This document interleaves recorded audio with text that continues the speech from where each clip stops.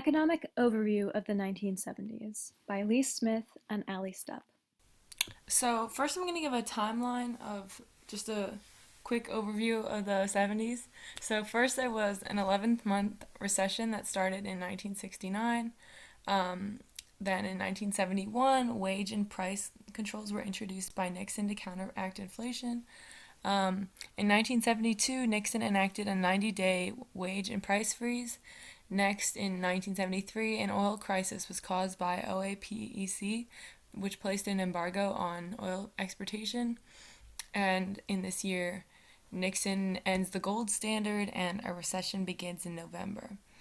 In 1974, an oil embargo is lifted. In 1975, the 1973 recession ends in March. In 1979, another oil crisis arises from shortages. And then here's Nixon giving a speech down the corner.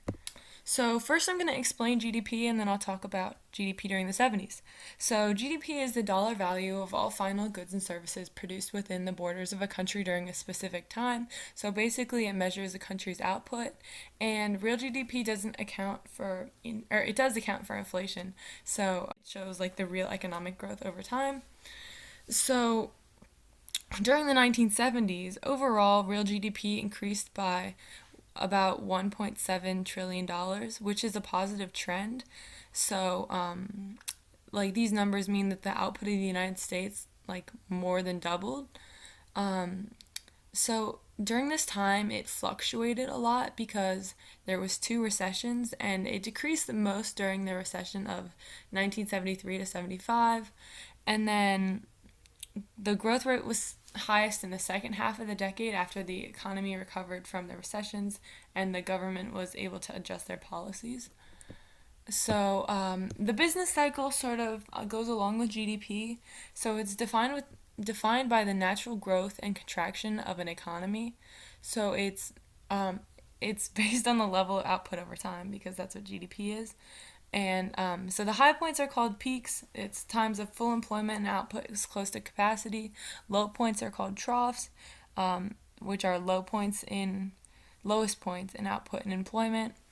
And expansion is the period between a trough and a peak. There's an increase in real GDP, income, and employment.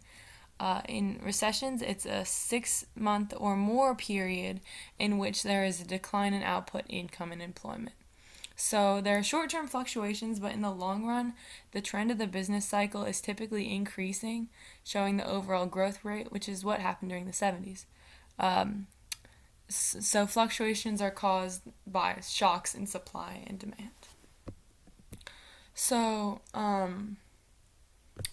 first of all, I'm going to talk about the 1969 to 1970 recession.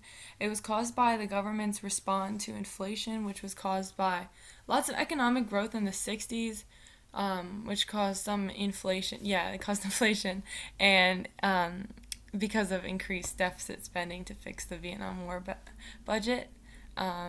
So federal policies, they were like boosting inflation, but then quickly when they saw that we were like economic growth was going down, then they became inflation fighting very quickly.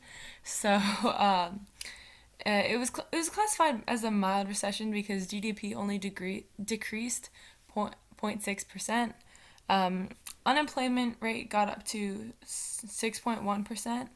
And in 1971, Nixon responded with a set of Nixon shocks, which are policies to counteract inflation and employment in the future, and this included price and wage controls.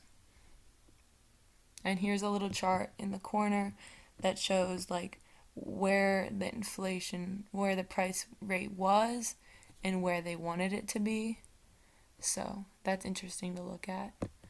And then here's the 1973 to 1975 recession. It lasted 16 months, and GDP fell 3.2%, and there were 5 quarters where GDP was negative, or GDP growth was negative. So it's caused by the 1973 oil crisis, and there was also a steel crisis, which was caused by competition in the metal industry.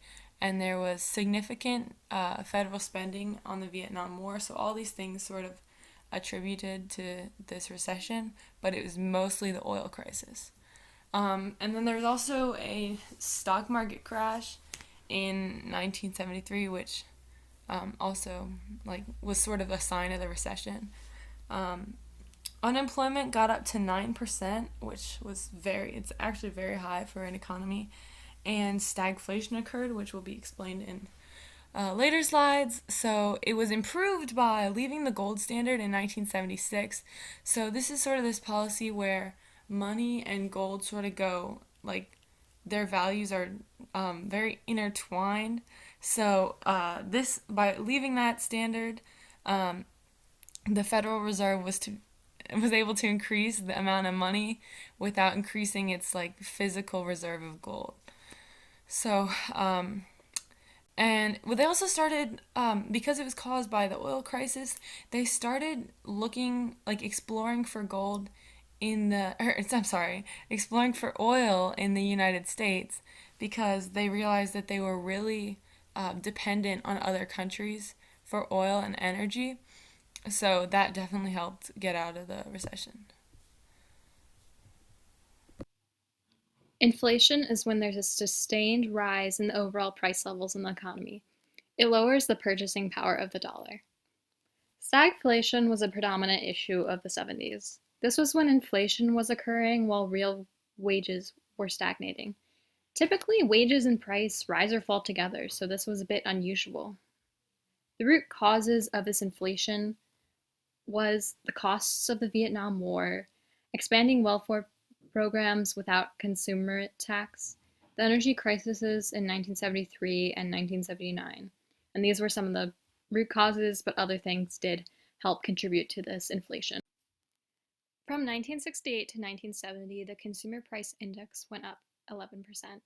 This change was an introduction to the period of the 1970s and the high prices they endured. Nixon took the US off the gold standard, which encouraged inflation as the dollar value fell. In 1973, the Federal Reserve lowered the interest rate from 11% to 9%. This didn't really help with inflation, and then in 1974, the Federal Reserve increases the interest rate to 14%. This 14%, although high, does help to lower the inflation rate. The CPI for food increased 20% during 1973 and 12% in 1974. In 1973, the price of oil shot up from $3 to $12. Pictured above is cars lining up for gas following the OPEC oil shortage. This chart displays the inflation rates in the United States.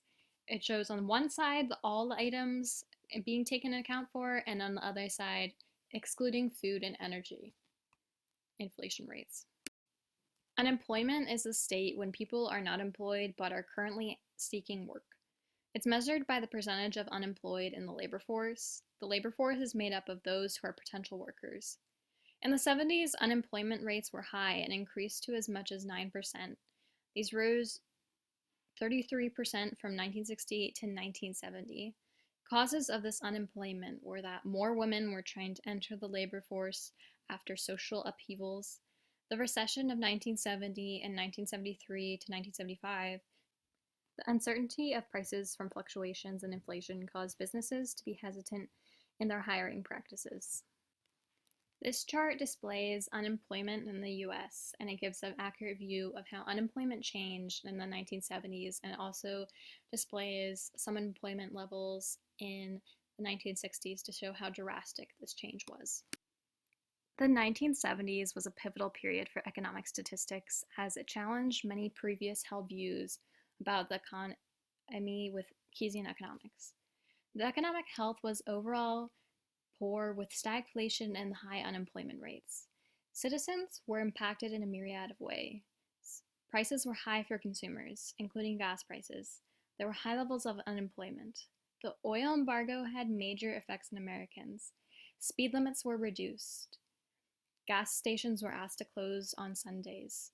And lines almost miles long started appearing at these gas stations because of the shortage.